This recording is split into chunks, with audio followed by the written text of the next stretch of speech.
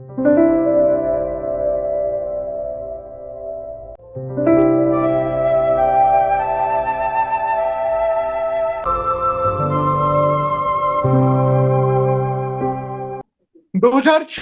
बहुत कुछ अपने आप में अनोखा है। बॉलीवुड से लेके राजनीति से लेके स्पोर्ट्स के गलियारों में हर जगह पंचायत है।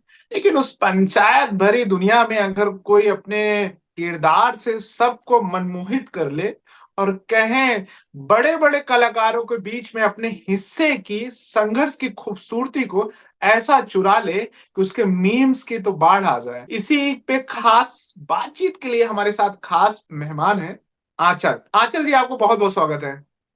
Thank you. कैसा लग रहा है पंचायत थ्री आने के बाद, सीजन टू के बाद थ्री में और ज्यादा आपको जो नेम फ्रेम जिसके लिए लाखों संघर्ष करने पड़ते हैं, सालों संघर्ष करने पड़ते हैं, वो सब कुछ जैसे लग रहा है कि अचल तिवारी जी को मिल गया है। किस तरीके से रिस्पॉन्स आ रहा है लोगों के से? हाँ, रिस्पॉन्स तो बहुत ही अच्छा आ रहा है। बहुत सारा प्यार मिल रहा है। मतलब मैंने इतना सोचा नहीं था क्योंकि मैंने टू भी किया था। और टू में मतलब मिला था प्यार, ऐसा नहीं है। लेकिन टू से मुझे ज्यादा उम्मीद थी क्योंकि मेरा कैरेक्टर इंट्रोड्यूस हुआ था उसमें। लेकिन टू में जितना मुझे थ्री में मिल रहा है, मुझे जितना उम्मीद टू से थी उतना उससे कहीं ज्यादा मुझे थ्री में मिल रहा है। और आपको मैं सही बताऊं, मुझे थ्री में बिल्कुल भी मैंने उम्मीद ही छोड़ दी थी। मैंने कहा ठीक है, आ रहा है, आएगा, चलता रहेगा जैसा है। खुशी थी कि मेरा एक काम आ रहा है, लोग देखेंगे। लेकिन मुझे इतनी उम्मीद नहीं थी कि इतना सारा प्यार मिलेगा, और बहुत सारा प्यार मिलेगा जिसका जिसका मैं बहुत दिल से थैंक यू बोलना चाहती हूँ। और मतलब अ, मैं इतने शब्दों में नहीं बता पा रही हूँ कि कितना मुझे कैसा लग रहा है। और ये मेरा पहली बार है कि मैं मुझे इतना नाम मिल रहा है। मैं आपको बताऊं कि जैसे मैं कहीं बाहर जाती हूँ या कहीं भी जाती हूँ, लोग, ऐसा भी हुआ है मेरे साथ कि लोग ने मुझसे आके खुद बोला है कि आपका काम हमें बहुत बहुत अच्छा लगा है। और एक एक्टर के लिए ये बहुत जरूरी है कि क्या कहते हैं, आपको आपकी काम के लिए सराहना मिल रही है। वो मेरे लिए बहुत बहुत बड़ी बात। और सोशल मीडिया के टाइम में जब आपके कैरेक्टर का मीम्स बनने लगे, रील्स बनने लगे, तो इसका मतलब जी। बिल्कुल आपने सही जगह तीर मार ली है। और अब दिख रहा है, नो डाउट, आपका क्राफ्ट पे, फेस एक्सप्रेशन पे, डायलॉग डिलीवरी पे, एवरीथिंग लग रहा है कि आंचल ने अपने आप को तपाया है। भले आंचल के पांव के छाले किसी ने नहीं देखे होंगे, वो बेहतर, आप से बेहतर कौन जानता है, दिल्ली मुंबई सब आपने शान मारा। उम्मीदें खत्म हो गई थी, 2015 वाला किस्सा आपका मैंने पढ़ा। तो सब कुछ कैसे लगा कि रवीना की जब स्क्रिप्ट आई इस कैरेक्टर को लेके, क्या क्या तैयारियां की, और जब स्क्रिप्ट आई, रोल के बारे में बातचीत हुई, तो क्या लगा, क्या जहन में था दिमाग में? हाँ, जब मेरे पास ये स्क्रिप्ट आई थी तब सीजन टू की बात करते हैं। जब ये स्क्रिप्ट आई थी तो उस टाइम कोरोना का सेकेंड फेज चल रहा था। और मैं मुंबई में ही थी। मतलब मेरा ये था कि अप डाउन होता रहता था सेकेंड फेज के टाइप में, जाना, घर जाना, वापस आना। और उस टाइम पे मैं, कोरोना का टाइम है, सबको पता है, और उस टाइम मुझे कोरोना भी हो गया था। और मैं बहुत ज्यादा निराश हो गई थी कि कैसे होगा। बहुत सारे थॉट्स भी आते थे कि पता नहीं कब जाएगा, काम मिलेगा नहीं मिलेगा, बहुत सारी चीजें उस टाइम दिमाग में चलती थी। लेकिन जब मेरे पास कास्टिंग में से कॉल आया कि आंचल, हम एक कैरेक्टर को इंट्रोड्यूस कर रहे हैं पंचायत में सीजन टू में, रवीना। और आपको उसके लिए, ऑडिशन के लिए हम आपको कॉल किया है हमने। तो मैंने पंचायत सीरीज का नाम तो सुना था, लेकिन मैंने पंचायत देखी नहीं थी। और तो उन्होंने कहा, सबसे पहले उन्होंने मुझसे यही पूछा कि आपने पंचायत देखी है? तो मैंने कहा नहीं सर, मैंने पंचायत नहीं देखी है। तो कहते हैं, ओ आपने पंचायत नहीं देखी है? मैंने कहा नहीं सर, अभी तो नहीं देखी है फिलहाल। तो कहते हैं ओके, आपको ऑडिशन देना है तो आप पहले पंचायत देखो, उसके बाद हम बात करते हैं। मैंने कहा ठीक है। तो फिर मैंने पंचायत देखी, 2-3 एपिसोड देखे, मुझे समझ में आया कि क्या बैकग्राउंड है, क्या लैंग्वेज है, क्या चीजें उनने यूज की है, एकदम गांव के साइड की चीजें, बैकग्राउंड था, सारी चीजें। फिर मैंने ऑडिशन बनाया और ऑडिशन उनको काफी पसंद भी आया। और वो ऑडिशन मेरा रेफरेंस के तौर पे हर जगह घूम रहा था। और मुझे अभी तक याद है, मैंने मार्च में ऑडिशन दिया था और मुझे सितंबर एंड में कॉल आया था। मैंने उम्मीद ही छोड़ दी थी। जी जी। इतनी बड़ी सीरीज, जो लेगेसी होती है, बहुत जिम्मेदारी होती है कि उसे कैसे कंटिन्यू किया जाए, क्योंकि पंचायत मुझे लगता है कि पिछले 3-4 सालों में सबसे ज्यादा चर्चित, सबसे ज्यादा देखे जाने वाली, सबसे ज्यादा मीम्स। अब तो विनोद प्यार मिलने देख रहा है, वाला। विनोद के बाद अब तो, जी जी, देख रहा है विनोद के बाद, जगमोहन के बाद, अब सबसे ज्यादा आप इस साल में, मुझे लगता है इस पूरे, अगर मई जोन को उठाएंगे तो सबसे ज्यादा आपके मीम्स, मीम्स रील भी कोई स्क्रॉल करो, पति होता है ऐसा हो। मैं पति हर होता जगह है देख ऐसा। रहा हूँ, मेरे दोस्त मुझे भेजते हैं, भाई यार। आपने भी अपने इंस्टाग्राम पे वो शॉर्ट्स रील आपने भी डाला है, तो मतलब कमाल करा है। मैं जानना चाहूंगा, पंचायत 3 आपने 2 में काम किया, 3 में आपको एक नई भूमिका में मिला जो सब सराहना कर रहे हैं। कैसा कोऑर्डिनेशन रहा अपने को स्टार के साथ, क्योंकि इतनी बड़ी लेगेसी है जो ऑलरेडी पहले इतनी हिट हो चुकी थी, फर्स्ट सेकंड थर्ड पे आप लोगों के पास और जिम्मेदारी थी। सेट्स पे किस तरीके से गॉसिप्स होती थी, किस तरीके से बातचीत होती थी, फैजल जी से हो गई या रघुवीर जी से हो गई, किस तरीके से नीतू मैम से किस तरीके से बातचीत होती थी आपकी? सबसे पहले है कि मेरे जितने भी को एक्टर्स हैं, जितने भी थे, जी बहुत ही प्यारे हैं, बहुत ही प्यारे। और सबसे बड़ी बात यही होती है कि आपके को एक्टर्स अच्छे हो ना, वो आपको ज्यादा मेहनत करने की जरूरत भी नहीं पड़ती है, मुझे ऐसा लगता है। तो जो मेरा काम अच्छा निकल के आया है, तो मैं ये कहूंगी, मैं उनको भी थैंक यू बोलना चाहूंगी कि उनके उनके वजह से भी कहीं ना कहीं मेरा काम अच्छा हुआ है। क्योंकि एक्टिंग में तो क्या होता है ना, गिव एंड टेक होता है। आप जितने अच्छे से आपका को एक्टर करेगा, आप उतने अच्छे से रिस्पॉन्स दोगे, करोगे। तो और माहौल वहां का पंचायत का तो औसम। डायरेक्टर सर से लेके मेरे को एक्टर से लेके सब कोई बहुत ही प्यारा। माहौल तो वहां का मतलब, सीन कट हो रहा है, किसी को कोई वो नहीं है, सब अपना हंसी मजाक करने में लगे। माहौल ही इतना प्यारा था ना वो पंचायत का, कि वो आपको स्क्रीन पे भी दिखता होगा, लोगों का कोऑर्डिनेशन दिखता होगा आपस में, दोस्ती बिल्कुल। दिखती होगी मेरी। हाँ, मेरी और रिंकी की जो दोस्ती आपको ऑन स्क्रीन दिख रही है, ऑफ स्क्रीन भी सेम ऐसी ही है। तो चीजें, ये माहौल आपका काम बताता है कि आपको कितना अच्छा माहौल मिला, उससे एक्टर का एक काम निकल के आता है कि हाँ, चीजें तो ये मुझे बहुत हेल्प किया। और बहुत से फैजल सर से तो बहुत ही, वो बहुत ही हंसमुख इंसान है। मतलब मैंने आप उनके पास बैठ जाओ। जी। मैंने सुना है पार्टी खूब देते थे, दावतें खूब देते थे हाँ। फैजल सर। हाँ, पार्टी तो वो खूब देते हैं। अरे आ जाओ, खिलाऊंगा मैं खाना, ये वो। जिस दिन मैं फर्स्ट डे पहुंची, सीजन थी के उस पे, हम लोग उसमें रुके थे, रिजॉर्ट में थे हम लोग जहाँ। सर ने बोला, अरे अच्छा रवीना आ गई है, जल्दी बुलाओ उसको, पार्टी दे रहा, मेरी तरफ से पार्टी है, रवीना आओ जल्दी पार्टी देते हैं। मैंने कहा, हाँ सर, मैं अभी अभी आई हूँ। रुको। कहते क्या खाओगी? मैंने कहा, सर मैं तो प्योर वेजिटेरियन हूँ, मैं तो क्या कहते हैं, नॉन वेज तो खाती नहीं। हाँ, तो नॉन वेज नहीं खाती? अच्छा ठीक है, घास फूसी खाती हूँ। मैंने कहा, हाँ सर, मैं घास फूस खाती हूँ। कहते कोई बात नहीं, कोई बात नहीं। वो ऐसे ही बोलते, कोई बात नहीं, कोई बात नहीं। और जो तुम खाती हो वो खाओ और खूब खाओ। मैंने कहा, हाँ सर, आपकी तरह हो जाओ खा खा के। ये कह दिखाता रहे है अचल जी यार। कि इतने बड़े एक्टर जब आपसे शूट से पहले इस तरीके से बातचीत करते हैं ना, तो ये एक हम्म। बॉन्डिंग बन जाती है, एक सहज फील करने लगते बॉन्डिंग में। हैं। फिर आपको जी। आपको मतलब वो दिखता है, क्रॉप स्क्रीन पे दिखता है, क्योंकि हाँ आप उनके साथ पहले से इतना सहज हो चुके हैं। इसी से एक हाँ हाँ। सवाल में है, जो सेट से जुड़ा सवाल है। रवीना के कैरेक्टर ने सबने देखा, लेकिन आपसे बेहतर कौन जानता, क्योंकि आपने उसे जिया, और पूरे सूट्स के दौरान।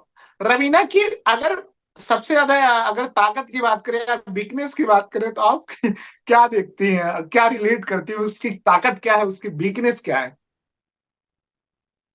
हाँ, रवीना की वीकनेस मतलब अगर मैं अपना बताऊं तो मैं कहीं ना कहीं आंचल जो है वो कहीं ना कहीं वो रवीना जैसी ही है। इसीलिए मैंने तो सवाल थोड़ा घुमा के पूछा क्योंकि दर्शकों को जानना ही होता है। अ, जी रवीना तो मुझे ऐसा लगता है कि रवीना इमोशनल लड़की है। ये उसकी जी ताकत भी है और ये उसकी वीकनेस भी है। क्योंकि मतलब मुझे ऐसा लगता है कि इमोशनल लोग का मतलब वीकनेस, ये कह सकती हूँ, वीकनेस भी नहीं कहूंगी मैं, लेकिन ये है कि इमोशनल लोग थोड़ा ज्यादा जल्दी से मूर्ख बन जाते हैं। उनको बड़ा जल्दी मूर्ख बना लिया जाता है। तो मैं इस चीज से कहूंगी वो ताकत ये है कि अ, वो सबका दिल भी जीत लेते हैं। थोड़े से इमोशनल हो गए तो लोग कहते हैं अरे यार। हाँ, हमारे तो ये एक मैं एक कहूंगी कि हाँ। मैं कह रहा हूँ एक दो लोग मूर्ख बनाते हैं, लेकिन वो चाहने वालों की संख्या करोड़ों में हो जाती है आंचल जी। जैसे जी आज के जी समय में हर कोई आपके काम की तारीफ कर रहा है।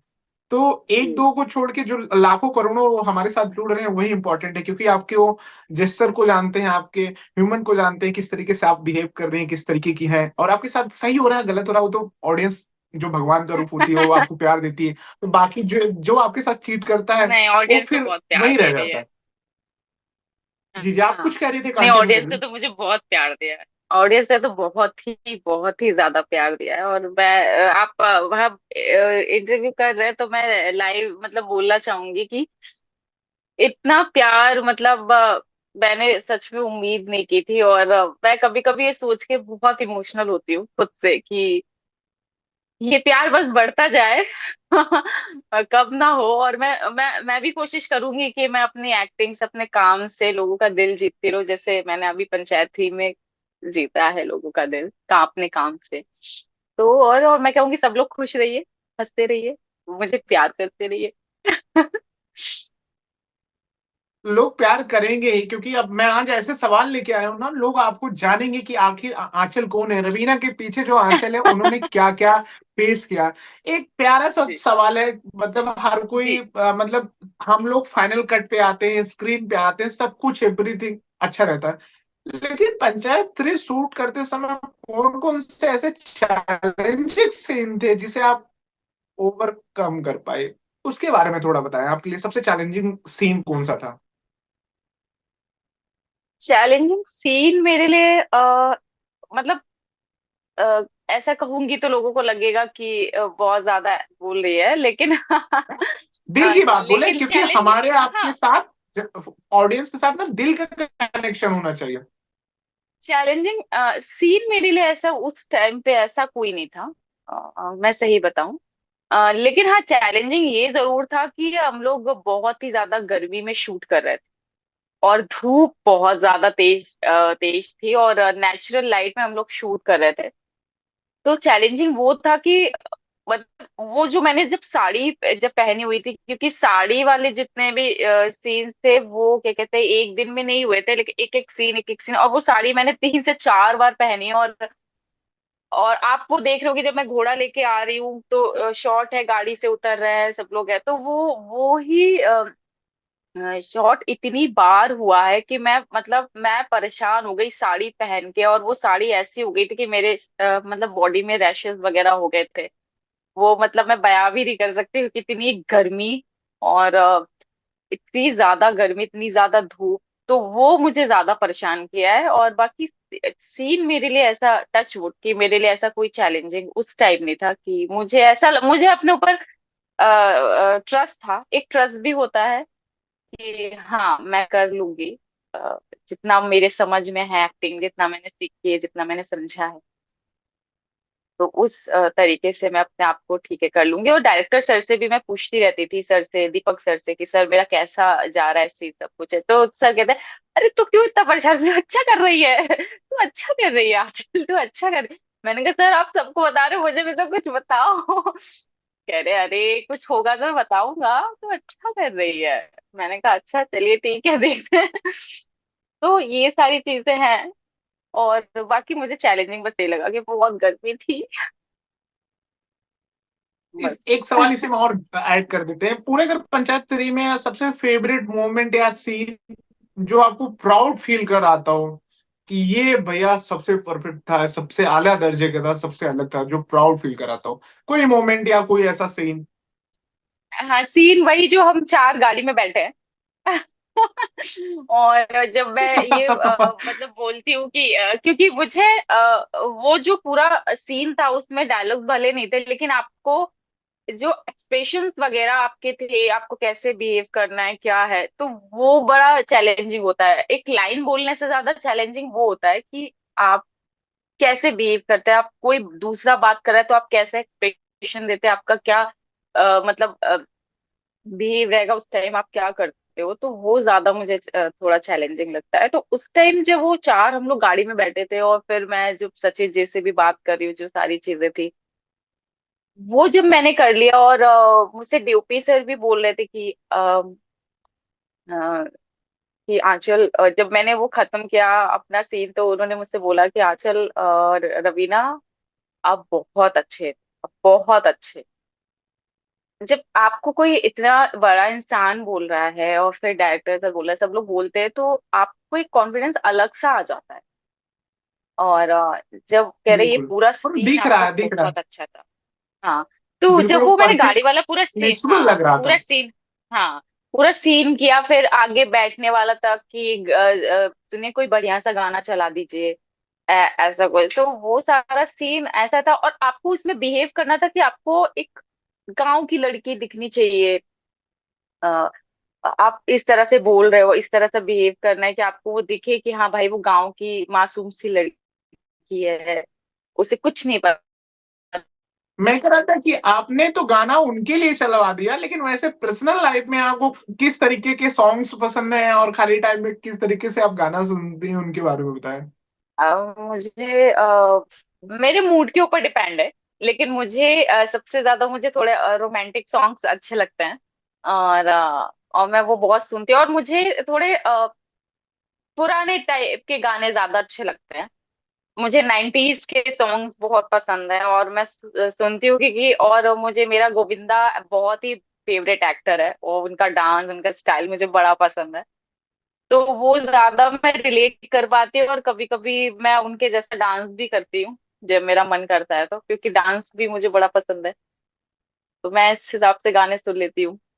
आप थोड़ा अपने बचपन के बारे में बताएं, बचपन कैसा बीता? और अच्छा, की आंखों में कब पहली बार ऐसा लगा कि माया नगरी जानी चाहिए, बॉलीवुड में अपनी किस्मत आजमानी चाहिए? कब ऐसा आपको पहली बार लगा? मुझे एक्चुअली बचपन से ही लगता था, मैं छोटी थी। मैं ना पहले डांसर बनना था मुझे। मुझे डांस बहुत पसंद है। तो जब मैं टीवी में देखती थी और मैं उसको कॉपी करती थी और डांस, तो मुझे उस टाइम नहीं लगता था और कि पता नहीं ये कैसे जाऊंगी मैं, ये क्या करूंगी। मुझे बड़ा अच्छा लगता है जब मैं कॉपी करके, माधुरी दीक्षित को ज्यादा मैं वो देखती थी कि मुझे बहुत पसंद है, और मैं उनको कॉपी करती थी, उनके एक्सप्रेशन कॉपी करती थी, सारी चीजें। फिर एक्चुअली फैमिली का ये है कि फैमिली का बैकग्राउंड ये है कि वो लोग थोड़ा पढ़ाई लिखाई को ज्यादा महत्व देते हैं कि पढ़ के बच्चा ज्यादा अच्छा बनेगा, और इन सब चीजों में कुछ नहीं रखा है। तो इसलिए मैं डांस वगैरह नहीं सीख पाई। फिर धीरे धीरे लेकिन मेरा था कि मुझे करना है, डांस सीखना है, और मुझे बहुत अफसोस होता था क्योंकि पेरेंट्स बोलते थे अरे पढ़ो, डॉक्टर बनो, इंजीनियर बनो, बहुत सारी चीजें हैं बनने के लिए, ये क्या है डांसर बनना है। और फिर ठीक है डांस ही सीखा, फिर पढ़ाई पे थोड़ा ध्यान दिया, सारी चीजें हैं। फिर उसके बाद जब मैं कॉलेज में थी और कॉलेज में आई, तो उसके बाद ना मेरा मैं टीवी सीरियल्स भी काफी देखती थी उस टाइम। कुछ फिल्में देख ली, कभी टीवी सीरियल्स देख लिए। तो मुझे ऐसा लगता था इनको देखने की कि ये लोग टीवी के पीछे जब मुझे दिखता था, तो मुझे ऐसा लगता था ये लोग कैसे, इनकी लाइफ क्या रहती होगी, कैसे जीते होंगे, क्या खाते होंगे, क्या कैसे कैसे रहते होंगे। और मतलब मुझे इतना अच्छा लगता था जब, और मैं जो सीन देख लेती थी, चाहे फिल्म का हो चाहे किसी भी चीज का हो, उसको मैं खुद से मतलब उसका लिख के, डायलॉग्स वगैरह लिख के, स्पीच लिख के, मैं खुद से रेडी करके खुद से ही बोलती रहती थी। और ये हमेशा ऐसा करती रहती थी मैं, कि पता नहीं मेरे माइंड में ये था कि कहीं मुझे कभी चांस मिल गया, जबकि मुझे कुछ नहीं पता था कब मिलेगा या मिलेगा भी नहीं मिलेगा। मैंने कहा पता नहीं कब मुझे ऐसा चांस मिल गया कि मौका मिल गया करने का, तो मैं कहीं फेल नहीं होना चाहती। और उससे मुझे एक्टिंग का ये भी नहीं पता था कि एक्टिंग क्या होती है, बस मैं उनको देख के नकल करती रहती थी उनकी, कि उन लोगों ने ऐसे किया है तो मुझे ऐसे करना है। ये सारी चीजें चलती रहती थी। फिर मैं कॉलेज के टाइम में ही थी, तो मैंने भोपाल से ड्रामा स्कूल से मैंने वो किया है, एक्टिंग कोर्स किया है। मतलब भोपाल में आपने सुना होगा, MPSD school of drama, MP school of drama, Madhya Pradesh. हर कोई जानता है भोपाल उन जिलों की, बहुत प्यारा शहर है। बहुत प्यारा है। तो वहां जब मैं एक न्यूज पेपर में एक छोटा सा वो आया था, उसका आर्टिकल आया था कि एमपीएसडी का ऑडिशन हो रहा है, और वो ग्वालियर में ही हो रहा था, मैं ग्वालियर की ही हूँ। तो मेरे भाई ने बोला कि ऑडिशन चल रहा है, जाके देख के आओ। तो हम लोग को लगा कि टीवी सीरियल का ऑडिशन है। तो क्योंकि उसके पहले मैंने थिएटर देखा नहीं था, कभी किया नहीं था, मुझे पता ही नहीं था थिएटर का मतलब क्या होता है, नाटक का मतलब क्या होता है, कुछ नहीं पता था। मैं घर में रहने वाली लड़की, अ, ज्यादा किसी से बातचीत नहीं करती थी, सब कुछ है। तो जब मैं वहां गई, मुझे बाद में पता चला कि ये तो थिएटर का ऑडिशन है, उसके लिए हो रहा है, एक इंस्टीट्यूट के लिए हो रहा है ये। मुझे उस टाइम कुछ समझ में ऐसा नहीं आ रहा था। फिर भी जो संजय सर थे, एमपीएसडी के डायरेक्टर थे वो इस टाइम पे, तो उन्होंने मुझसे जब फर्स्ट राउंड हुआ, उन्होंने इंट्रो में पूछा कि नाटक का मतलब क्या होता है। तो मैं उनसे पूछ रही हूँ नाटक का मतलब टीवी सीरियल। और जो वो मुझ पे हंसे सब लोग, कि कि इसको मतलब इतना नहीं पता कि नाटक क्या होता है और टीवी सीरियल क्या होता है। ये सारी चीजें ऐसे चलती गई। फिर मेरा सेकंड राउंड में हुआ भोपाल में, लेटर आया मुझे कि आपका हो गया है। फिर मैं भोपाल में ऑडिशन देने गई। फिर भोपाल में 300 बच्चे आए थे ऑडिशन के लिए। और फिर उसमें भी मेरा सिलेक्शन हुआ, क्योंकि 25 स्टूडेंट ही सेलेक्ट हो सकते हैं वहां पे, 300 में से 25 सेलेक्ट होना, उसमें से मैं हो गई। तो फिर मुझे ऐसा लगा कि हाँ, भगवान कहीं ना कहीं मुझे उस रास्ते पे भेज रहे हैं कि जाओ जहां से, मतलब मुझे पता ही नहीं था इतने बड़े अच्छे अच्छे लोग थिएटर करके आए थे, इतने साल से कर रहे थे। तो मेरा हुआ सिलेक्शन, तो मुझे लगा कि कहीं ना कहीं होता है ना कि आपको नेचर या आपको भगवान, जो जिस पे भी आप बिलीव करते हो, आपको कोई ना कोई एक हिंट देता है कि हाँ ठीक है। तो मुझे ऐसा लगा कि भगवान मुझे हिंट दे रहे हैं कि हाँ तुम इस साइड जा सकते हो, इस तरफ जा सकती हो, जो तुमने बचपन से सोचा हुआ है। तो ऐसे मेरी जर्नी स्टार्ट हुई। सबसे पहले मैंने वहां से सीखा। सीखने के बाद फिर मैं आई। फिर घूम घूम के, मतलब प्ले कर रही थी मैं, थिएटर कर रही थी। फिर मैं 2018 में मैं मुंबई आई, और मुंबई के लिए भी बड़ा स्ट्रगल रहा मेरा, कि पेरेंट्स को कैसे कन्विंस करना है कि मैं मुंबई आऊं। तो बड़ा लंबा स्ट्रगल चला है मेरा। अ, अब बताएं, मैं सुनना चाहता हूँ हमारे दर्शक, क्योंकि मैंने, मेरी रिसर्च टीम सब कुछ आई है, तो मैं इसलिए आपको पूरा स्क्रीन दे दिया। मैं बीच में इंटरप्ट नहीं कर रहा हूँ, क्योंकि आप जिस बता रही हैं तो लोग बहुत रिलेट कर रहे हैं, जो आप जैसे हैं जिन्होंने संघर्ष किया है, जो आना चाहते हैं इस फील्ड में। इस हम्म, भाव को, इस संघर्ष को, और जो सफलता मिली, वो चेहरे पे जो खुशी दिख रही है, वो अपने आप हम्म। को और ताकत के साथ आएंगे। आप बताएं मुंबई का कैसा रहा आपका ले, पहला लेकिन मैं इंडस्ट्री में ये सबसे शुरुआती पहले इंतजार। ये जरूर बताना चाहूंगी लोगों को, कि अगर आप मुंबई आ रहे हैं, एक्टर बनने आ रहे हैं, तो सबसे पहले मैं लोगों से यही बोलूंगी कि आप सीख कर आए। आप ऐसे बहुत ही इंपॉर्टेंट। नहीं आइए। बहुत ही इम्पोर्टेंट है, बहुत इम्पोर्टेंट है। आप चाहे किसी से भी सीख रहे हो, लेकिन आपको, मैं कई लोगों को ऐसा देखती हूँ कि जिन्हें नहीं कहना चाहिए ऐसा, लेकिन लेकिन सच में उनको एक्टिंग नहीं आती है, और उनको ये भरोसा होता है कि हम एक्टर बन जाएंगे। नहीं, आप पहले सीख कर आओ। आप अपने आप को पकाओ। आपके पास अगर किसी की एज छोटी है, तो भाई उसके पास तो बहुत टाइम है। आप अपने आप को 2-3 साल, 3-4 साल आप अपने आप को दो एक्टिंग सीखने के लिए, और तब आप मुंबई आओ। क्योंकि ऐसे कई लोग हैं जो सही बताओ, घूम रहे हैं, और एक एज निकल जाती है सर, तो फिर उसके बाद आप ना यहाँ के रहते हो ना वहां के रहते हो। तो मुझे ऐसा लगता है कि आपको एक्टिंग सीख कर आनी चाहिए। और फिर मैं अपने उस पे आती हूँ। कि मुंबई आने के लिए मैं 2018 में मैं मुंबई आई, और उसके लिए मैंने पेरेंट्स को कन्विंस कर रही थी। मतलब पेरेंट्स तो मान ही नहीं रहे थे, मेरे मम्मा माँ पापा की। एक्चुअली वो इसलिए भी नहीं मान रहे थे क्योंकि मेरा यहाँ कोई लिंक नहीं था, मैं किसी को जानती नहीं थी। और ये भी नहीं पता था कि क्या होगा।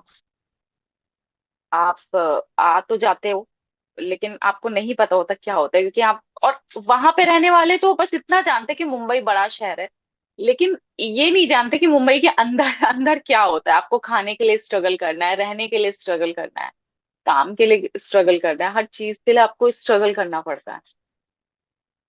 और फिर मेरी सिस्टर है, मेरी बड़ी सिस्टर है, उनका सपोर्ट मुझे बहुत रहा। अगर वो नहीं होती तो शायद मैं आज यहाँ नहीं होती, मैं आपको इंटरव्यू नहीं दे रही होती। पंचायत में मैं काम नहीं कर रही होती। तो मेरी बहन का सपोर्ट मुझे बहुत रहा है, बहुत बहुत बहुत ज्यादा। और मैं उसकी वजह से मुंबई आ पाई, स्टार्टिंग में उसकी वजह से रह पाई, उसकी वजह से। और मेरा एक फ्रेंड है, उसने बड़ी हेल्प की। तो इन लोग की वजह से मैं काम कर पाई, और यहाँ जहाँ हूँ मैं उनकी वजह से हूँ। तो ये पहले है। ब्रेक के बारे में बताएं आप। पहले ब्रेक, जब पहली बार आपको मौका मिला, चाहे वो नाटक में हो या किसी करेक्टर में, जो पैसा आपको मिला, तो आपने सबसे पहले क्या खरीदा? क्योंकि सबसे इम्पोर्टेंट तो होता है कि आपके दिमाग में बहुत कुछ चलता है, माँ को कर दें, पिता को, दीदी को, दोस्त को। क्या आपने किया? मैं जब सबसे पहले मैंने एक टीवी सीरियल में किया था, वो भी मेरा वन डे टू डे था। और वन डे टू डे जब था, उस टाइम तो मुझे पता ही नहीं था कि वन डे टू डे होता क्या है, क्योंकि फर्स्ट टाइम मेरा ये काम था। और जब शूट हुआ, खत्म हुआ, उस कैमरे की समझ नहीं, मुझे कुछ भी नहीं था। डायरेक्टर अजीब से बोल रहे थे। मेरा नाम आंचल है। जब मैं शूट कर रही थी तो जो मैं कैरेक्टर कर रही थी, आप उसका नाम लेके बोल रहे हो कि ए साइड हो, साइड हो। मुझे तो पता ही नहीं था कि क्या होता है। जब जो उसमें लीड एक्टर थे, उन्होंने उन्होंने मुझसे बड़े प्यार से कहा कि आपसे कह रहे हैं। तो मैंने देखा, मैंने कहा अच्छा। उसके बाद मैं पहला ये था, उसके बाद मैं बहुत रोई। मैंने कहा ऐसे ट्रीट करते हैं, ये होता है। क्योंकि जो मैं टीवी से देखती थी तो वो दुनिया अलग थी। और जब मैं वहां गई हूँ तो वो एकदम अलग। और लेकिन फिर भी ये होता है ना कि आपको जो चीज चाहिए होती है तो होता है। मैं और फिर मैं मम्मी को फोन करके बोला, मैंने कहा मम्मी मेरा आएगा, इस डेट पे आएगा, अब देखना मैं उसमें दिखूंगी। तो मैंने कहा अच्छा। मम्मी भी टीवी खोल के, पापा भी टीवी खोल के बैठे जब वो टेलीकास्ट होने वाला था। मैं कहीं थी ही नहीं, मुझे पता ही नहीं था मतलब कि ऐसा कुछ होता है। हट गया सब कुछ। फिर उसके बाद क्या कहते हैं, जब उसका पैसा मेरे पास आया तो सबसे पहले मैंने, मुझे जहां तक याद है, मैंने अपनी माँ को दिया था। आ, कितना दिया था ये मुझे नहीं याद है, लेकिन मैंने अपनी माँ को दिया था। और मेरी माँ ने मतलब मुझसे बोला था कि क्या कहते हैं, अ, अपने पास रखो, तुम्हारे यहाँ काम आएगा। मैंने कहा नहीं मम्मी, थोड़ा सा ही है, लेकिन सबसे पहले सब कहते हैं ना भगवान को चढ़ा दो, ये कर दो कर दो। तो मैंने कहा कि सबसे पहले तो मैं आपको ही दूंगी, ताकि मेरी और कमाई हो और मैं माँ बढ़ूं आगे। माँ को करोड़ों से नहीं, माँ को 1 रुपए से भी मतलब था कि उनकी बेटी हाँ। अपनी कमाई से लाके वो सबसे पहले माँ के दी। वो खुशी ना कहीं से लाई नहीं जा सकती। हम्म, आपने हाँ पंचायत की हाँ। सफलता देखी, ये सब देख रहे हैं। अपकमिंग हम्म, प्रोजेक्ट कौन कौन हम्म। से हैं, उस पर थोड़ा बताएं कि आंचल तिवारी को हम आने वाले समय में कहाँ कहाँ देख रहे हैं? सर प्रोजेक्ट तो टचवुड भगवान की कृपा से मतलब आ रहे हैं। लेकिन अभी कंफर्म करना बाकी है, तो मैं इसलिए अभी नहीं बता सकती। अच्छा, थोड़ी सी बिल्कुल, प्रिवेसी मैटर होती है, हाँ, लेकिन हाँ, हम थोड़ी सी आपको चीजें आने वाले समय में ये है कि देखेंगे। हाँ, देखने को मिलेगा। लेकिन मैं यही कहूंगी कि थोड़ा सा चीजें पक जाएं, क्योंकि कब क्या चीजें हो जाती है मुझको भी नहीं पता।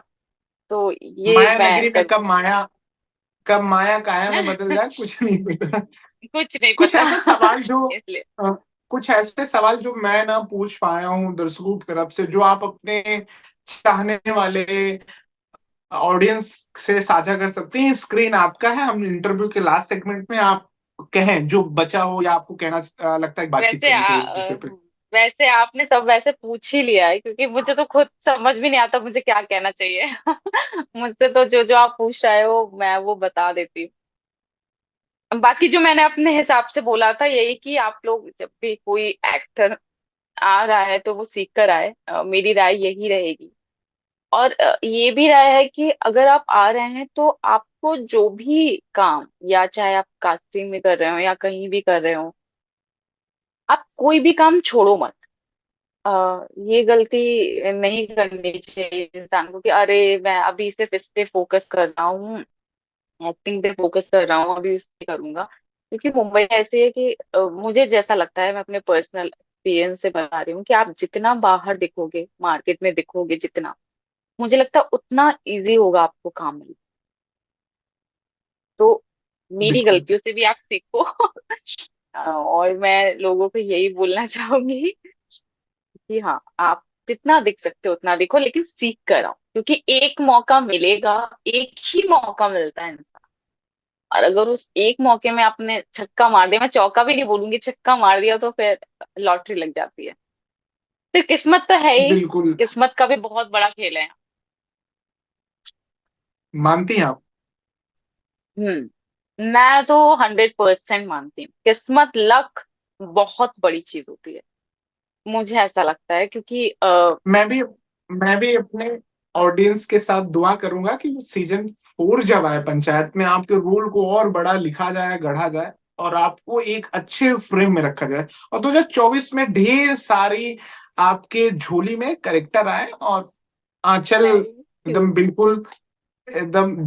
मैं तो मतलब ये भी बहुत चैलेंजिंग होता है जहां जाए, जो आंचल पहले ग्वालियर और भोपाल में पानी पूरी या खा लेती थी रोड पे, वो भी खाना मुश्किल हो जाएगा, इतनी सफलता दे भगवान आपको। ओह, थैंक यू। मैं चाहती हूँ, मैं सच में चाहती हूँ, क्योंकि मैं मतलब मैंने उसके इसके इस चीज के लिए ही मैंने इतना ज्यादा वो कर करके आई हूँ। और ये चीज मैं सच में चाहती हूँ। और जैसे अभी तो ये छोटी सी शुरुआत है, मतलब छोटी मेरे लिए अभी बड़ी ही शुरुआत है ये, लेकिन कि जैसे आप बाहर जा रहे हो, आपको लोग आपका काम पसंद कर रहे हैं, जैसे मैंने आपको स्टार्टिंग में ही बोला था, और रोक के कह रहे हैं, हाथ मिला के कह रहे हैं कि मैम आपने बहुत अच्छा काम किया है, मतलब बहुत अच्छा, उनकी आंखों में दिख रहा है कि सच में मेरा काम उनको पसंद आया। और मैं तो राइटर सर चंदन सर से और दीपक सर से ये कहूंगी कि मेरा 4 पे कुछ ज्यादा ही लिखिए, क्योंकि मुझे भी मैसेजेस आ रहे हैं कि